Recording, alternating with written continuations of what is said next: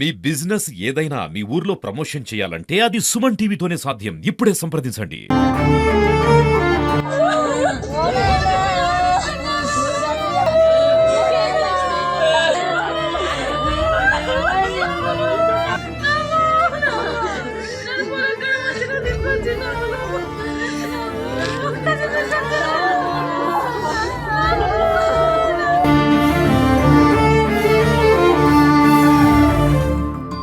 Welcome to Suman TV. ప్రస్తుతం మనం Narsampet division పరిధిలో కనపురం మండలం ఉన్నాము. కనపురం మండలంలోని రాగంపేటలో ఉన్నాము.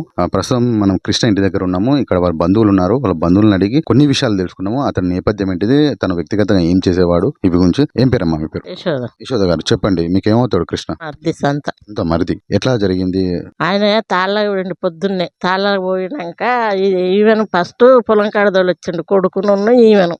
వీళ్ళిద్దరు ఎవరు లేరు ఇంటికాడ. పెద్ద కొడుకు పరిచయం పోయిండు. పోయినాక తాళ్ళకి పోయినాక ఆడ బెదిరించిల్లట. ఆడ బెదిరిస్తే ఎవరికి చెప్పలే, వచ్చి ఎవరు లేరు ఇంటికాడ. అందరు పక్క మనోళ్ళు ఇట్లా ఎవరు లేరు. లేకుంటే ఎవరికి చెప్పకుండా మందు తాగేసిండు. అంటే ఈ యాక్సిడెంట్ అయ్యి 3 సంవత్సరాలు అవుతుంది.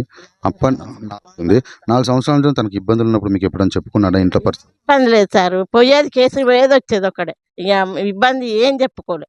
చెప్పనైతే చెప్పలే. ఇక చెప్పని మనం చెప్పుకుంటే ఉన్నది. ఇక మొన్ననే వాళ్ళు బెదిరించిల్లట. భార్య కొడుకు ఎవరు లేరు ఇంటికి, తాళం వేసిపోయిళ్ళు.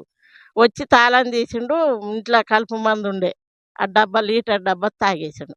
తాగేసినాక ఇక అందరు చుట్టుపక్కల ఇక తీసుకొని పోయిళ్ళు. ఆ భార్య సుతలేదు ఇంటికాడ. తీసుకొని పోయి దాఖలు వేసిళ్ళు. దాఖలు ఎత్తే రాజేంద్ర ప్రసాద్ దాఖలు తీసుకపోతే, బతకడు బాబు, మీరు ఎన్ని పెట్టుకున్న బతకడు, మీరు ఎంజన్ తీసుకుపో అన్నారు. అంటే ఎంజన్ తీసుకొని పోయిళ్ళు.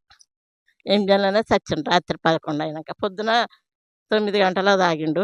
11 అయినాక చచ్చిపోయిండు నైట్.